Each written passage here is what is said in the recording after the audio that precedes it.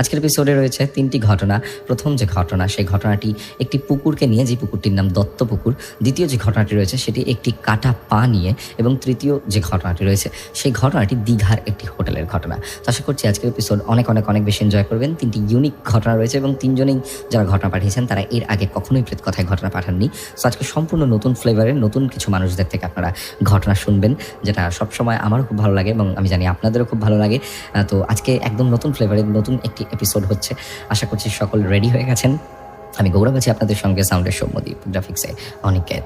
শুরু করছি আজকের এপিসোড। ও হ্যাঁ, আরেকটা কথা, সেটা হলো গৌরব তাবাদার ব্লগস চ্যানেলে সোমবার দিন মানে কালকে আমাদের একটি নতুন পডকাস্ট আসছে, তারাপীঠের একটি হোটেলের ভৌতিক ঘটনা। যার সাথে ঘটেছিল তিনি যিনি দেখেছেন এই পুরো ঘটনাটি, তিনি কিন্তু নিজে এসে আমার সামনে বসে ঘটনা বলেছেন। সো আশা করছি আপনাদের সকলেরই অনেক ভালো লাগবে। এবং আমার যে নতুন গান শুধু তোমার জন্য, সেই গানটি রিলিজ করে গেছে গৌরব তাবাদার ব্লগস চ্যানেলে। সো আশা করছি আপনারা অনেকেই শুনে নিয়েছেন, যদি না শুনে থাকেন তাহলে প্লিজ যাবেন এবং শুনবেন। আশা করি আপনাদের সকলের অনেক ভালো লাগবে। শুরু করছি আজকের প্রেত কথার 327 নম্বর এপিসোড। শুক্রবার এবং রবিবারের রাত মানেই ভয় পাওয়ার রাত উইথ গৌরব। ঘটনা পাঠিয়েছেন অঙ্কিতা চ্যাটার্জি। যেভাবে লিখে পাঠিয়েছেন ঠিক সেভাবেই পড়ে শোনাচ্ছি। নমস্কার গৌরবদা, আমি বোলপুর শান্তিনিকেতন থেকে অঙ্কিতা চ্যাটার্জি। আজ আমি তোমায় এক অল্প বয়সের সত্যি ভৌতিক ঘটনা শেয়ার করতে চলেছি। আমি তোমার কণ্ঠের এক অন্ধ ভক্ত।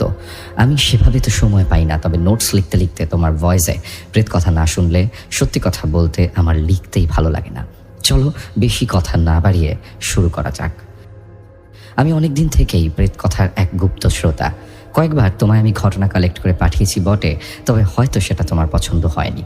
তবে আজ আবার লিখতে বসলাম। বলে রাখা ভালো, এই ঘটনা সংগ্রহ করেছি আমি আমার নতুন দিদুনের থেকে। আমার দাদুরা 6 ভাই ছিল, 5 নম্বর দাদুর বউকেই এখানে নতুন দিদুন বললাম। নতুন দিদুন যেভাবে ব্যাপারটাকে গুছিয়ে আমাদেরকে শুনিয়েছেন ঠিক সেভাবেই উপস্থাপন করলাম। সময়টা ছিল 1970। তখন আমার বিয়ে হয়নি। আমি তখন 17 বছরের এক যুবতী, যার জন্য বাড়িতে তখনই সম্বন্ধ দেখা শুরু হয়ে গেছিল। যেহেতু আমি একটু স্পষ্টবাদী গোছের ছিলাম, কেউই আমায় ঠিক পছন্দ করতো না। এদিকে আশেপাশের লোকেরা আমার সাথে আমার পরিবারকেও খোঁটা দিত, তাই আমি বাড়িতে সেরকম থাকতাম না। বলে রাখি, আমার বাড়িতে থাকতাম বাবা, আমি, আমার 3 দাদা আর আমার এক বোন। মা মারা গিয়েছিলেন ছোটবেলায় এক দুর্ঘটনায়। সংসার চলতো বাবার বডি বিল্ডিং আর জিমের টাকায়। বড়দা তখন টুকটাক টিউশন করতো। আমি প্রায় আমাদের বাড়ির পাশে দত্তপুকুরের পাশে বটগাছের ডালে, যেটা কিনা পুকুরের দিকে শুয়ে থাকা এক বিশাল ডাল, সেখানে বসে থাকতাম। দত্তপুকুর নামটা দেওয়া এই কারণেই যে আমাদের সেই সময় এখনকার মতো তো আর সবার ঘরে ট্যাপের সঞ্চালন ছিল না, তাই প্রত্যেক পদের মানুষের জন্য আলাদা আলাদা পুকুর খোঁড়া হয়েছিল। আমাদের পদবি ছিল চক্রবর্তী। তবুও আমার দত্তপুকুরের দিকে এক অদ্ভুত টান ছিল। যেহেতু সেই সময় দুপুরে মেয়েদের একা ছাড়া হতো না কোথাও, সেহেতু আমি ঘরেই থাকতাম দুপুরবেলাটা। পুতুল বানানো, পুতুলের জামা বোনা, ঘর পরিষ্কার করা, এইসব ছিল আমার দুপুরের কাজ। যেহেতু 4টে বাজলেই আমায় পুকুর পাড়ে যেতে হবে, তাই আমি আর ঘুমোতাম না। আমার কোনো বন্ধু ছিল না, সবার বিয়ে হয়ে গেছিল, তাই আমি পুকুর পাড়ে বসে থাকতাম একা একা। 4টে বাজলেই শাড়ির আঁচলে বাদাম ভাজা নিয়ে দৌড় মারতাম পুকুরের দিকে, যেন মনে হতো ধুলো উড়ে যাচ্ছে। পুকুরে গিয়ে গুটিকই পাথর জড়ো করে কিছু একটা ভাবতে ভাবতে জলে পাথর ছুঁড়ে বাদাম ভাজা খাওয়ার সাথে ঠান্ডা হাওয়া, উফ, সে এক আলাদাই অনুভূতি। তবে একদিন কি হলো, আমার খুব জ্বর ছিল। বাড়িতে লোকের মানা করা সত্ত্বেও আমি পুকুরের ধারে গেছিলাম। ভেবেছিলাম বসবো না, আজ আর চলে যাই বাড়ি। তবে না, এক অজানা মায়া আমায় ওখানে সময় কাটাতে বাধ্য করলো। আমি বসেছিলাম, হঠাৎ কোনো কারণে আমার চোখটা লেগে গেছিল। উঠে দেখি তখন সন্ধে ঘনিয়ে এসেছে। আমি হঠাৎ ভাবতে লাগলাম বাড়ির কথা, যে সবাই তো চিন্তা করবে আমায় নিয়ে। তবে আশ্চর্যের কথা এটাই যে সবাই জানে আমি এখানেই থাকবো, তবুও কেউ এলো না কেন আমার খোঁজ করতে। আমি ডাল থেকে নামার চেষ্টা করায় বুঝতে পারি আমার পা দুটো অবশ হয়ে গেছে। আমার পায়ে কোনো সার নেই, যার উপর নির্ভর করে আমি নিচে নামবো। আমি আমার হাতের ভরসায় যেমন তেমন করে ডাল বেয়ে মাটির খুব কাছ অব্দি এলাম আর একটা লাফ মারলাম। এ কি দেখি, আমি মাটিতে না মাঝ পুকুরে এসে পড়লাম। আমি সাঁতার জানতাম, তাই আর সেরকমটা ভয় পাইনি। তবে কেন জানি না মনে হচ্ছিল কোনো কিছু আমার পাটা জলের ভিতর টানছে। আমি অনেক কষ্ট করে ডুবে দেখতে গেলাম যে আসলে জিনিসটা কি। কিন্তু এটা কি? দেখি দুটো বড় লাল রক্তবর্ণ চোখ, আর যে জিনিসটাতে আমার পা আটকে ছিল সেটা আর কিছুই না, সেই অবয়বের আঁচল। আমি চোখ বন্ধ করে আঁচলটা খুলে উপরে উঠে সাঁতার কাটতে লাগলাম। যেহেতু পুকুরটা বেশ খানিকটা বড়, তাই ডাঙায় আসতে আমার প্রায় কিছুক্ষণ সময় লাগে। ডাঙায় আসার পর দেখি এক অবয়ব, যে কিনা সাদা শাড়িতে ভিজে অবস্থায় মাঝ পুকুরে দাঁড়িয়ে আছে। কিন্তু সেটা তো অসম্ভব, কারণ মাঝ পুকুরে তো ডুবো ডুবো জল, কেউ সোজা করে সাঁতারই কাটতে পারে না, সেখানে সোজাভাবে দাঁড়ানো তো অসম্ভব। ছাইপাশ না ভেবে আমি দৌড়ে বাড়ি চলে আসি। আমি এসে কাউকে কিচ্ছু বলি না, কারণ আমি জানি যদি ঘটনাটি বলি তাহলে তারা আমায় আর পরের দিন থেকে পুকুরে যেতে দেবে না। কাউকে কিছু না বলে শাড়িটা বদলে নিলাম আর রান্না করতে লাগলাম। সেদিন রাতে আমার অনেক জ্বর, যেন গা পুড়ে যায়। ঘুম আসছিল না, তবুও বর্দা আমার মাথায় হাত বুলিয়ে ঘুম পাড়িয়ে দিল। সেদিন একটা স্বপ্ন এসেছিল যেটা আমি আজও ভুলিনি। সেই হুবহু দেখতে অবয়বটি এসেছিল আমার স্বপ্নে আর বলেছিল, কিরে বিথি, ভয় পেয়েছিস? আরে ভয় পাস না, আমি তোর ক্ষতি করব না। তুই আমার অনেক বড় উপকার করেছিস। আমি প্রায় 10 বছর এই পুকুরে বন্দি ছিলাম, আমার আত্মার শান্তি হয়নি, কিন্তু তুই আমায় মুক্ত করেছিস মেয়ে। তোকে আশীর্বাদ করলাম, তোর এই বছরেই এক খুব ভালো পরিবারে ধুমধাম করে বিয়ে হবে। আমি স্বপ্ন দেখার পর সত্যি বলতে কি কয়েক রাত ঘুমোতে পারিনি। সে লাল পাড়, সাদা শাড়ি, রক্তবর্ণ চোখ, গলে যাওয়া চামড়া, সে এক বিদঘুটে দৃশ্য। সত্যি সেই বছরের নভেম্বর মাসে আমার বিয়ে হয় বইচির বদলা গ্রামে উচ্চ বিদ্যালয়ের শিক্ষক আশিস কুমার চ্যাটার্জির সাথে। সত্যি বলতে কি তিনি সত্যি খুব ভালো মানুষ। আজ তার সাথে 50টা বছর কাটালাম, কিন্তু কখনো একা অনুভব করতে দেইনি। তার বয়স এখন 85, তবুও সে আমার জন্য আজও রান্না করে খাওয়ায়। সে রিটায়ার করেছে অনেক কাল হলো। আমি রোগী, সুগারের কারণে পায়ের দুটো আঙুল পচে গিয়ে বাদ দিতে হয়েছে। এখন বেডশোর হয়ে পড়ে আছি। বাঁচার ইচ্ছে নেই, তবে এই মানুষটা যে আমার জন্য এত কিছু করেছে তাকে একা করে দিতে পারবো না। তাই আমায় বাঁচতে হবে, নিজের জন্য না হোক এই মানুষটার জন্য। গৌরবদা, আজ 5 দিন হলো আমার নতুন দিদুন মারা গেছেন চুঁচুড়া সদর হাসপাতালে। নতুন দিদুনের বলা আরও অনেক ঘটনা আছে যেগুলো অনেক রহস্যময় আর গায়ে কাটা দেওয়ার মতন। আজকের জন্য এইটুকুই। আশা করি তোমার ভালো লাগবে, এবং তুমি যদি এটা পড়ে শোনাও আমার প্রিয় প্রেত কথা বন্ধুদের, তবে আমি খুব খুশি হব। আজকের জন্য বিদায় নিলাম গৌরবদা। শুক্রবার এবং রবিবারের রাত মানেই ভয় পাওয়ার রাত উইথ গৌরব। ঘটনাটি আমার যতটা ভালো লেগেছে ঠিক ততটা ইমোশনাল লেগেছে। আর সব থেকে বড় বিষয় হলো নতুন দিদুনের আত্মার শান্তি কামনা করি। নতুন দিদুন যেখানেই থাকুক, যেই মুহূর্তে এখন তিনি রয়েছেন সেখানেই যেন তিনি ভালো থাকেন, এবং তিনি যেন আবার আমাদের মাঝে ফিরে আসেন নতুন মানুষ হয়ে। তো নতুন দিদুনের এই ঘটনা শুনে খুব ভালো লাগলো, এবং নতুন দিদুন আজ আর আমাদের মধ্যে নেই, কিন্তু তার ঘটনাগুলি হয়তো আমাদের মধ্যে থেকে যাবে প্রেত কথা পরিবারের মাধ্যমে। তাই আজকের এই ঘটনাটি যতটা আমার কাছে রহস্যময় লেগেছে ঠিক ততটাই আমার কাছে কিন্তু খুব ইমোশনাল লেগেছে, যে একজন বয়স্ক মানুষ যিনি আমাদেরকে ঘটনা পাঠিয়েছেন এবং যিনি আজ আমাদের মধ্যে নেই, আমরা কিন্তু প্রেত কথা পরিবারের একজন সদস্যকে হারিয়েছি। তাই জন্য প্রেত কথা পরিবার সবসময় নতুন দিদুনকে মনে রাখবে, নতুন দিদুনের আত্মার শান্তি কামনা করি। তাহলে কি নতুন দিদুনের বিয়ে হয়েছিল সেই অতৃপ্ত আত্মার আশীর্বাদেই? অনেকগুলো প্রশ্ন কিন্তু এখানে থেকে যায়, এবং আমরা শেষে এসে বুঝতেই পারছি যে নতুন দিদুন কিন্তু তার ম্যারিড লাইফে খুবই খুশি ছিলেন, এবং তার সঙ্গে যিনি ছিলেন তার হাজব্যান্ড, তিনিও আশা করি এই মুহূর্তে সুস্থ আছেন, এবং তিনি ফিউচারে আরও যেন সুস্থ থাকেন এবং আরও অনেক অনেক অনেক ভালো রাখতে পারেন নিজের পরিবারকে, এই আশা রাখি। আমি চলে যাবো আজকের আমাদের পরবর্তী ঘটনায় যাওয়ার আগে একবার মনে করিয়ে দিয়ে আমাদের ঘটনা পাঠাতে হলে কী করতে হবে না, মেইল করতে হবে pretkothar@gmail.com, অথবা প্রেতকথার ফেসবুক পেজ ইনবক্সে লিখে পাঠিয়ে দিন ঘটনা। সমস্ত লিঙ্ক দেওয়া রয়েছে ডেসক্রিপশন সেকশনে, সেখান থেকে আমাদেরকে খুঁজে পাওয়া খুবই সহজ। চলে যাচ্ছে আজকের আমাদের পরবর্তী ঘটনায়। শুক্রবার এবং রবিবারের রাত মানেই ভয় পাওয়ার রাত উইথ গৌরব। যেভাবে লিখে পাঠিয়েছেন সেভাবেই পড়ে শোনাচ্ছি। ঘটনা পাঠিয়েছেন শুভশ্রী মণ্ডল। গৌরবদা, আমি হুগলি উত্তরপাড়া থেকে শুভশ্রী মণ্ডল বলছি। সে দাদাগিরিতে তোমাকে দেখার পর থেকে আমার প্রেত কথা জার্নি শুরু। তারপর থেকে এখনও অবধি সব কটা ঘটনা আমার শোনা হয়ে গেছে। কলেজের প্র্যাকটিক্যাল লিখতে বসলে প্রেত কথা হলো আমার একমাত্র সঙ্গী। বর্তমানে আমি গ্র্যাজুয়েশনের ফাইনাল এক্সামের জন্য বিজি থাকায় অনেক দিন ধরে লিখব করে সময় পাচ্ছিলাম না। ফাইনালি এক্সাম শেষ হওয়ায় আজ আমার শোনা একটি সত্য ঘটনা প্রেত কথা পরিবারের জন্য লিখতে বসলাম। এই ঘটনাটি আমি শুনেছি আমার পরিচিত রাজা কাকুর কাছ থেকে। কাকুর জন্ম এখানেই উত্তরপাড়াতে। কাকুরা নিজেদের পাড়ার পুজো নিজেরাই অর্গানাইজ করত। রাত জেগে প্যান্ডেল করা, ঠাকুর সাজানো সব। সেদিন ছিল কৌশিকী অমাবস্যা, কালী পুজোর আগের রাত। তো কাকুর এক বন্ধু রাতে প্যান্ডেলের সব কাজ করে বাড়ি ফিরছিল। বাড়ি ফিরতে গেলে তাকে ট্রেন লাইন পেরোতে হয়। সেদিন রাতে অন্ধকারে ট্রেন লাইন পেরোনোর সময় কাকুর সেই বন্ধু অ্যাক্সিডেন্টে মারা যায়। তার দেহ নাকি ট্রেনের চাকার সাথে জড়িয়ে গিয়েছিল ছিন্ন বিচ্ছিন্নভাবে। পরের দিন সকালে উত্তরপাড়া হিন্দ মোটরের মাঝে থাকা জিআরপি সেই দেহ উদ্ধার করে এবং পরে বাড়ির লোক এসে শনাক্ত করে যে সেটা তাদের ছেলের দেহ। ছেলেটির দেহের সব অংশ পাওয়া গেলেও ডান পাটা মিসিং ছিল। ছেলেটির বাড়িতে তার বৃদ্ধা ঠাকুমা ছাড়া আর কেউ ছিল না। প্রায় এক সপ্তাহ পরে যখন আত্মীয় স্বজনরা সবাই একে একে ফিরে যায়, তখন ঠাকুমা বাড়িতে একা হয়ে যায়। একদিন রাতে ঠাকুমা ঘুমোচ্ছেন, হঠাৎ শুনতে পান জানলায় ঠক ঠক করে একটা আওয়াজ। কেউ যেন ডাকছে ঠাকুমাকে। ও ঠাকুমা, ঠাকুমা। ঠাকুমা ভয়ে ভয়ে জিজ্ঞাসা করেন, কে? তখন বাইরে থেকে যন্ত্রণা মিশ্রিত কণ্ঠে আওয়াজ আসে, আমি তোমার নাতি গো, চিনতে পারছো না? ঠাকুমা কিছুক্ষণের জন্য স্তব্ধ হয়ে যান। আবার বলে ওঠে সে, ঠাকুমা, আমার হাঁটতে খুব কষ্ট হচ্ছে, আমার ডান পাটা ওই স্থানে পড়ে আছে।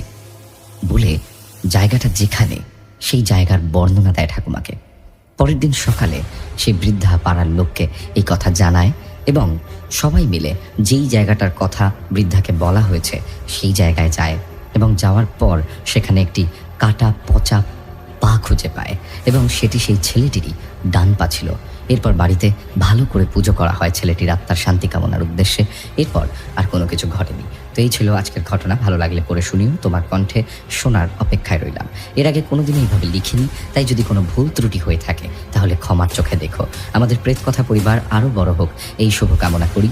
আর আমার কাছে আরও অনেক ঘটনা সংগ্রহ করা আছে, একে একে সব পাঠাবো। শুক্রবার এবং রবিবারের রাত মানেই ভয় পাওয়ার রাত উইথ গৌরব। কি অদ্ভুত একটি ব্যাপার না? একটি কাটা পা, সেই পায়ের জন্য তিনি নাকি হাঁটতে পারছিলেন না এবং সেই পাটি তিনি আবার ফেরত পেতে এসেছেন। তিনি চেয়েছেন তার সেই শরীরের অংশ যা অন্য কোনো জায়গায় ছিল, যা হয়তো উদ্ধার করা হয়নি, সেই অংশ যেন মানুষ খুঁজে পায়। হয়তো এটাই অতৃপ্ত আত্মার একটি ঘটনা। আপনাদের কেমন লাগলো অবশ্যই জানাবেন এই ঘটনাটি।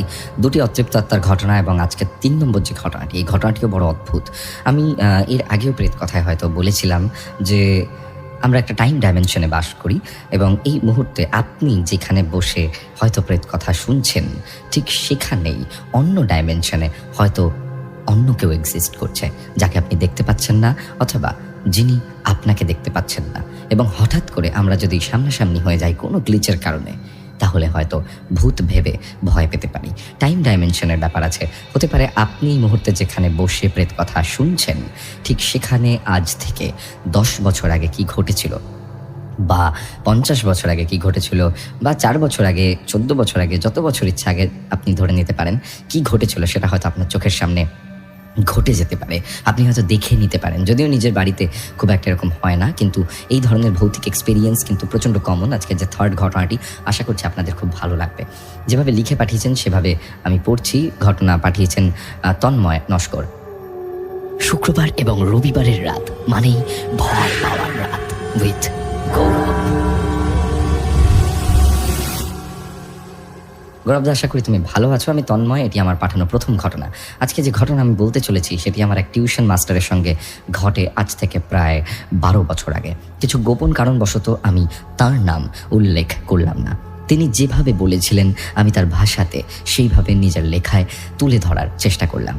আজকাল যুক্তিবাদী সমাজে ভূত প্রেত হলো নিতান্তই ঠাট্টা তামাশার বিষয়বস্তু, কিন্তু এই যুগে দাঁড়িয়ে অকস্মাৎ এমন কিছু ঘটনার সম্মুখীন যদি আমরা হয়ে থাকি যেগুলি আমাদের যুক্তি এবং বিশ্বাস ভিত্তিকে নাড়িয়ে দেয়, তাহলে কেমন হয়। সালটা ছিল 2005 জুলাই মাস। হঠাৎ করে একদিন পরিবারের সবাই বায়না ধরলো যে সবাই মিলে দীঘা বেড়াতে যাবে। ভাবলাম গরমে যে নাজেহাল অবস্থা, গেলে মন্দ হয় না। যেমন ভাবনা তেমনই কাজ। তারপরের দিন সবাইকে ছুটি দিয়ে সকাল সকাল রওনা হলাম দীঘার উদ্দেশ্যে। পৌঁছতে পৌঁছতে প্রায় দুপুর হয়ে যায়। আগে যখন যেতাম তখন একটাই হোটেলে উঠতাম, তাই দৌড়ে দৌড়ে হোটেল খোঁজার ঝামেলাটা আর হলো না। আমরা মোট গেছিলাম 6 জন। আমরা 4 জন আর বাবা মা। বাবা মায়ের জন্য আলাদা রুম নিলাম, আর আমি, আমার স্ত্রী আর 2টি বাচ্চাকে নিয়ে একটি ঘরে অ্যাডজাস্ট করে নিলাম। সারা বিকেল বেরানোর পর প্রচণ্ড ধকলের জেরে খাওয়া দাওয়া শেষ করে রাত ওই 8:30 নাগাদ শোবার উপক্রম করলাম। ঠিক মাঝরাত প্রায় 1:30 বাজে হঠাৎ ঘুমের মধ্যে শুনতে পেলাম বাথরুমের কল থেকে জল পড়ছে। ভাবলাম হয়তো 4 জনের মধ্যে কেউ টয়লেট করতে গেছে, মনে হয় কলটা বন্ধ করতে ভুলে গেছে। তাই উঠে গেলাম বাথরুমে কলটা বন্ধ করতে। বাথরুমে ঢুকে সামনেই হাত ধোয়ার বেসিন আর ভিতরে একটি পর্দা ঘেরা বাথটাব। আমি বেসিনের কলটা বন্ধ করে যাওয়ার সময় বাথটাবের দিকে চোখ পড়ল। সেদিকে চোখ পড়তেই কেন জানি না মনটা কেমন করে উঠল। কিছুক্ষণের জন্য মনে হলো যেন বাথটাবের উপর কেউ দাঁড়িয়ে আছে। আমি মনের ভুল বলে নিজেকে সান্ত্বনা দিয়ে এসে শুয়ে পড়লাম। ভাবলাম ঘুমের ঘরে কি দেখতে গিয়ে কি দেখে ফেলেছি। আমি শুয়ে পড়লাম। আধো আধো ঘুমে যখন চোখ ঠিক বন্ধ হয়ে আসছে, আবার শুনতে পেলাম বাথরুমের কল থেকে জল পড়ার শব্দ। আমি অবাক হয়ে গেলাম। ঘুমের ঘরে থাকলেও এটুকু নিশ্চিত যে আমি কলটা ভালোভাবে বন্ধ করেছি। ভাবলাম কলটা কি খারাপ নাকি। মনে মনে কিছুটা বিরক্তি নিয়ে সবে উঠতে যাব, তখন বুঝতে পারলাম ঘরের দরজা আস্তে আস্তে খুলে গেল। একটি মহিলা পরনে লাল শাড়ি পরে ঘরে ঢুকলো। একটু সময় দাঁড়ালো আমার দিকে তাকিয়ে। আমি থতমত খেয়ে তাকে দেখছি। মুখ থেকে যে কোনো আওয়াজ করব তার জো নেই। কেন কথা বলতে পারছিলাম না জানি না। আস্তে আস্তে মহিলা বাথরুমের ভিতর ঢুকে গেল। আমার আশ্চর্যের কোনো সীমা নেই। মনে মনে ভাবছি এ কি ধরনের ব্যবহার। হোটেলের অন্য রুমের কি বাথরুম ছিল না নাকি? অন্য রুমের লোকরা এই জন্য কি আমার বাথরুম ব্যবহার করছে এরকম রাত্রিবেলা? আমার খুব রাগ হতে লাগলো। তারপর হঠাৎ করে আমার মাথায় এলো, আরে আমার ঘরের দরজা তো ভিতর থেকে বন্ধ ছিল। এই মহিলা দরজা খুলে আমার রুমে ঢুকলেন কি করে? আমি অনেক কিছু বলতে চাইছি, আমি চিৎকার করতে চাইছি, আমি সেই মহিলাকে ডাকতে চাইছি, আমার পরিবারের সবাইকে ডাকতে চাইছি, কিন্তু আমার গলা দিয়ে কোনো আওয়াজ বের হচ্ছে না। আমি যেন শুধুই নীরব দর্শক। সবাই ঘুমোচ্ছে ঘরে, আমি দাঁড়িয়ে আছি। এমন সময় একটি বাচ্চা মেয়ে কোথা থেকে দৌড়তে দৌড়তে ঘরে ঢুকলো। আরো অবাক হয়ে দেখলাম পরনে একটি ময়লা ফ্রক, এলোমেলো চুল। মেয়েটি আমাকে দেখে খিলখিল করে হেসে সেই বাথরুমের মধ্যে ঢুকে গেল। আমি মন্ত্রমুগ্ধের মতো সব দেখতে থাকলাম। আমার মনে তখন প্রশ্ন হাজার একটা, এসব হচ্ছেটা কি ঘরে? কিছুক্ষণ পর সব চুপচাপ। তারপর হঠাৎ করে জোরে হাসির শব্দ শোনা গেল, দুজনের হাসি। আমি মনে মনে ভাবছি ঘরে আমার স্ত্রী কেন উঠছে না? এত জোর আওয়াজে তার কেন ঘুম ভাঙছে না? তারপর শুরু হলো এক কাণ্ড। মনে হলো বাথরুমের ভেতর যেন সব তোলপাড় হচ্ছে, সবকিছু যেন ভেঙে তছনছ হয়ে যাচ্ছে। পিঠের শিরদাঁড়া দিয়ে প্রবাহিত হচ্ছে ঠান্ডা স্রোত। আমি ভাবলাম বাথরুমের ভিতর ঢুকি। এক পা করে বাথরুমের ভিতর ঢুকলাম, নাকি আমাকে কেউ বাথরুমের ভিতর টেনে নিয়ে গেল আমি জানি না। ভিতরে গিয়ে যা দেখলাম তা শব্দে বোঝানো যাবে না। দেখি বাথটাবে ছটফট করছে সেই লাল শাড়ি পরা মাঝবয়সী মহিলাটি। তার গলা যেন কেউ প্রবল আক্রোশে ফালা ফালা করে দিয়েছে। মুখের একদিকে যেন কেউ ছুরি দিয়ে কুপিয়েছে। চারিদিকে রক্তে ভেসে যাচ্ছে। আমি দেখে কাঠ হয়ে গেছি। মনে হচ্ছে আমার শরীরের সমস্ত অঙ্গ প্রত্যঙ্গ যেন নিজের কাজ করার ক্ষমতা হারাচ্ছে। ঠিক সেই সময় নাকে একটা মাংস পোড়া গন্ধ এলো।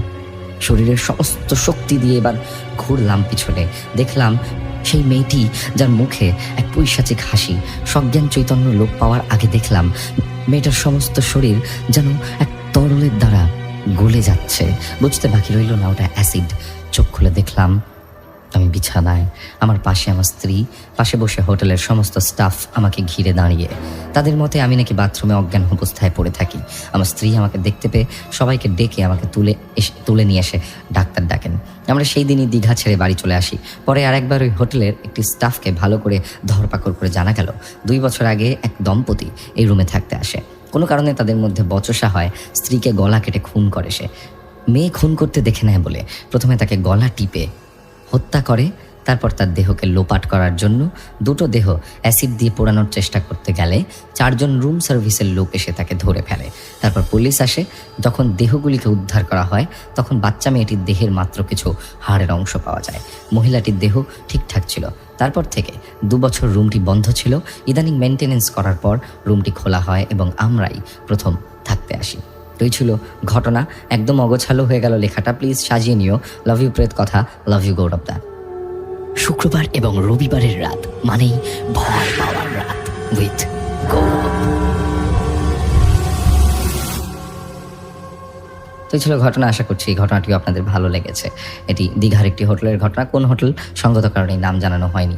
আশা করছি সকলের আজকের এপিসোড অনেক ভালো লেগেছে। চলে যাবো আমি আমাদের শাউট আউট পর্বে। তার আগে বলে দিই, প্রেত কথা কোনো রকমভাবে কোনো অন্ধবিশ্বাস, কালো জাদু বা কুসংস্কারকে প্রমোট করে না। প্রেত কথার কাজ শুধুমাত্র বিভিন্ন মানুষের জীবনে ঘটে যাওয়া বিভিন্ন অলৌকিক ঘটনাকে সকলের সামনে তুলে ধরা। এর ব্যতীত প্রেত কথার অন্য কোনো উদ্দেশ্য নেই। চলে যাচ্ছি আগের এপিসোডের অর্থাৎ 326 নম্বর এপিসোডের শাউট আউট সেকশনে।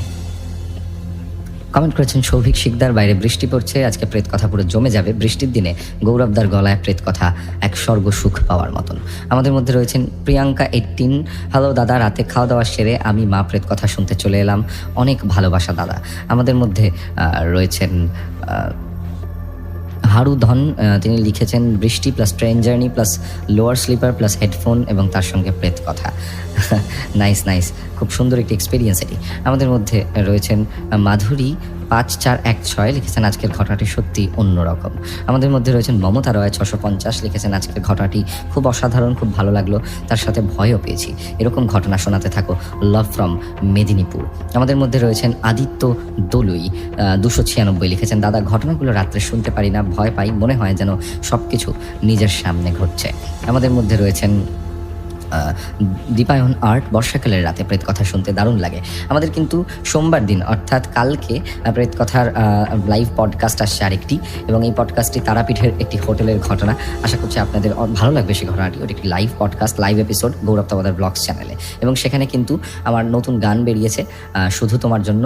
আপনারা অবশ্যই গিয়ে সেই গানটি শুনবেন এবং গানটি শুনে জানাবেন যে আপনাদের কেমন লাগলো। আমাদের মধ্যে রয়েছেন Anashua Singh Roy 7466, লিখেছেন wow, just speechless, this is my first comment, I am listening প্রেত কথা since 2 to 3 years from episode 5, but this is the best I can say.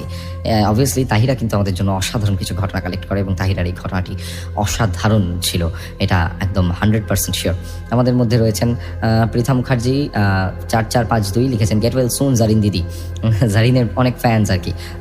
Zarin আশা করছি এই মুহূর্তে ভালো আছে। জারিনের সাথে আমার মাঝে মাঝেই কথা হয়, she is really sweet girl. এবং আজকের মতো এপিসোড এখানে শেষ করছি। আশা করছি আপনাদের সকলের ভালো লেগেছে, এবং প্রত্যেক শুক্রবার ও রবিবার রাত ঠিক 10টার সময় প্রেত কথার অফিসিয়াল ইউটিউব চ্যানেল এবং রাত 11টার সময় স্পটিফাইতে প্রেত কথার এপিসোড আসতে থাকে। এখানে গল্প নয়, ঘটনা শোনানো হয়।